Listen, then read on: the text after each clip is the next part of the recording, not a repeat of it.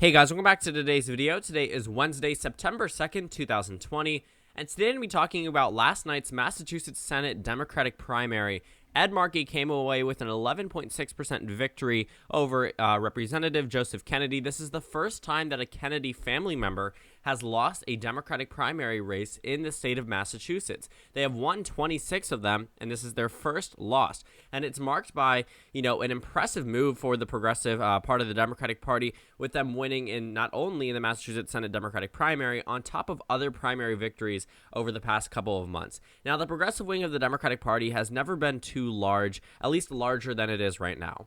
In the House of Representatives, they don't hold the majority of congressional members, at least ideology-wise. A lot of conservative and centrist Democrats make up the majority of the Democratic Party, and that makes sense. The majority of Democrats affiliate as a centrist as of the 2020 Democratic primary, and Joe Biden being the nominee, I think, is a very excellent showing of that situation within the Democratic Party. But for Ed Markey to come across with a victory against Kennedy in Massachusetts is pretty substantial. Now, I understand that he is an incumbent, and I will say that if he did lose, it'd probably be more of an upset than him winning the primary. I mean, he is the incumbent. He should be winning here. But Joe Kennedy, he ran a campaign that probably will be remembered for maybe 2 more years until he runs in 2022. I honestly think with the Massachusetts 4th result, we will see a former Republican entering into the Massachusetts 4th District office in November, and going in January 2021, entering into the congressional building if they're open, and serving in D.C. as a former Republican, essentially a dino. Which is exactly why I could see someone like Joe Kennedy or another notable Democrat just replacing him in the next election. Because the progressive movement on the Democratic side could not coalesce around a candidate in the Massachusetts 4th primary, the Democratic primary voters there sent in a former Republican. So honestly, I think this is all around bad news for Joe Kennedy himself. Good news for progressives, though. I will say that this is a very strong victory for them. Also something that mimicked, I think this is very good news for the pollsters. We'll talk about that in a moment. And also, I guess, for a number of Democrats, Ed Markey will be one of the most notable progressive members of the Democratic Party for the next 6 years at least. If he chooses to run again, that's up to him. But it looks like, he probably won't run again, but it probably won't be an open seat for Joe Kennedy's taking. We have Ayanna Pressley. We have a number of other notable candidates who very well could run for that. Even the incumbent governor, Charlie Baker, is being talked about as a possible choice for Senate in Massachusetts. And to be completely honest with you, while he may not have an easy pathway to victory, you can't count him out yet.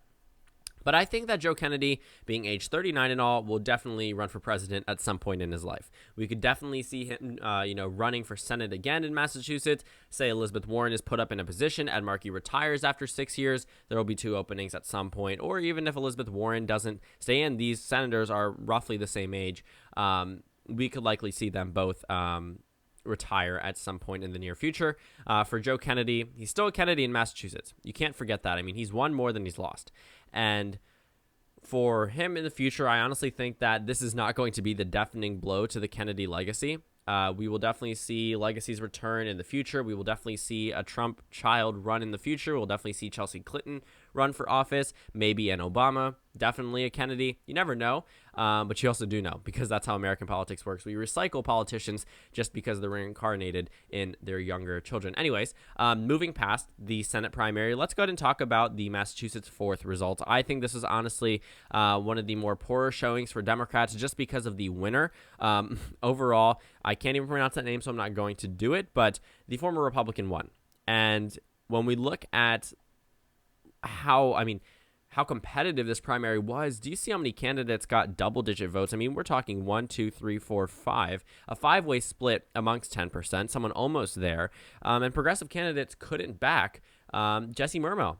And it ended up with a defeat. And this is a solid, and I mean solid, Democratic district. There's not a single Republican district in Massachusetts. So this is not all of a sudden going to flip to the Democratic Party, to the Republican Party, just because there's a former Republican in here. Absolutely not. That's not how Massachusetts votes. I honestly think they're just going to bite the bullet and elect him as the representative. And then next time, in 2022, Joe Kennedy could run for that. He could run for governor. You never know. But he easily will be replaced. As soon as you bring up the track record, it's over. It's Massachusetts, one of the most liberal parts of the United States, and you're sending a representative who won a primary with just barely a plurality, with 22% of the vote. Imagine that. You win a primary with literally 1 in 5 voters, and now you're a representative. I mean, very lucky, but also not too good for representing these people and their beliefs. There was also a competitive race in Massachusetts' 1st district. This was actually something that was sort of a split ticket. The fact that Ed Markey won the Senate race was good for progressives, but this Massachusetts 1st result isn't exactly too good. I mean, they're all Democrats. They're all roughly to the left of where the National Democratic Party stands, but there definitely are candidates that were preferred by others. But Massachusetts 1st, Richard Neal wins. He's the incumbent. In Massachusetts 4th, Jacob Auchincloss wins with 23% of the vote. And then Ed Markey wins on the Senate level. So, like I said, this is actually pretty good for pollsters. I will tell you that. In 2020, there was a Democratic presidential primary. Joe Biden won this. Now, just because Joe Biden won this state does not mean that this state is somehow a centrist Democratic state. It was very close in 2016. Hillary Clinton won by roughly a percentage point. 1.5%, 1.4% actually separated the two. Way more voters in 2020, and, Joe Biden won with just a plurality. He got 33% of the vote. Bernie Sanders received 27. Elizabeth Warren received 21. Now, the reason why this was so significant is because Elizabeth Warren was still in the race. She was still, as strong on Super Tuesday as she was. I mean, that makes sense. She didn't come close to winning in Massachusetts. That was so significant. Joe Biden won in Elizabeth Warren's home state, and it was always back and forth between Sanders and Warren. Nobody even thought that Biden could win Massachusetts. Keep in mind, before Super Tuesday, Biden was still not the front runners. South Carolina was a good showing, but Democrats on the Bernie Sanders wing and the Warren wing and even the Bloomer wing had a lot more confidence in their candidates than they really should have, because Biden ended up taking away that night with wins in very spectacular states. Minnesota, Massachusetts, winning over Elizabeth Warren. So this state isn't necessarily a centrist Democratic state. I honestly think that their ideals are pretty split. I would say that they're definitely more progressive than they are centrist, but it's definitely going to be 55-45 in future primaries.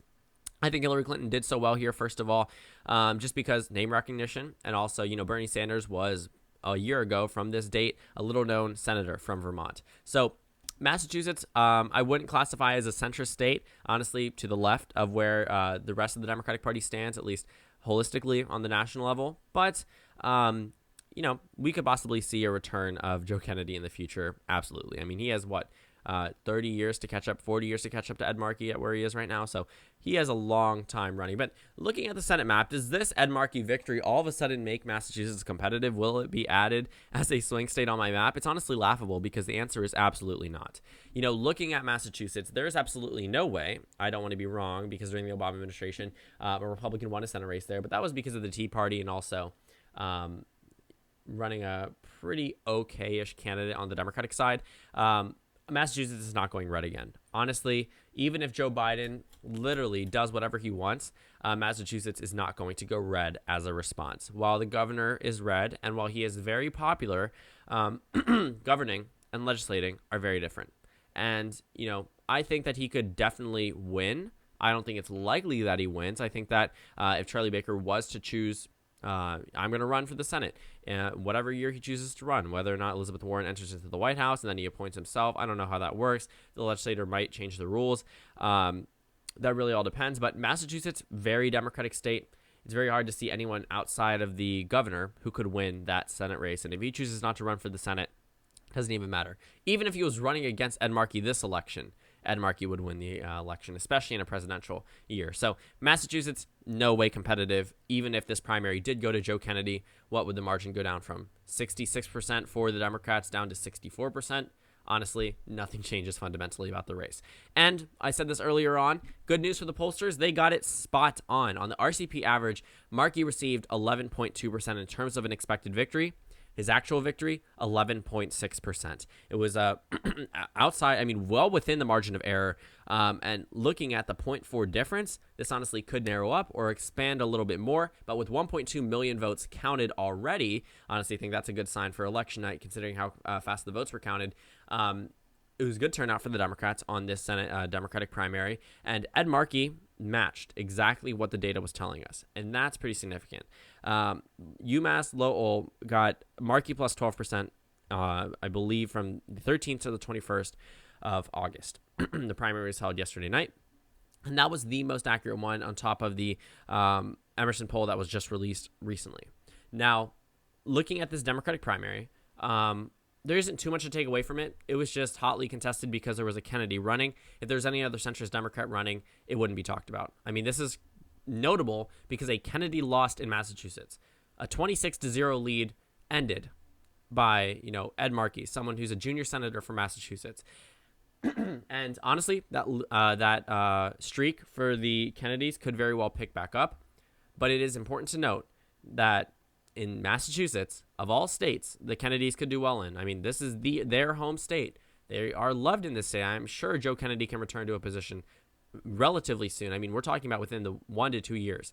Ed Markey defeated him, and not by a little. I mean, the early data suggested that Kennedy was ahead. Kennedy plus 17, plus 9, plus 1. And as we got closer and closer to the election, ads started running. Energy started spraying on the Markey side, and you can see who won. With 56% of the vote, Ed Markey will go on to be reelected as the next senator from Massachusetts without a doubt.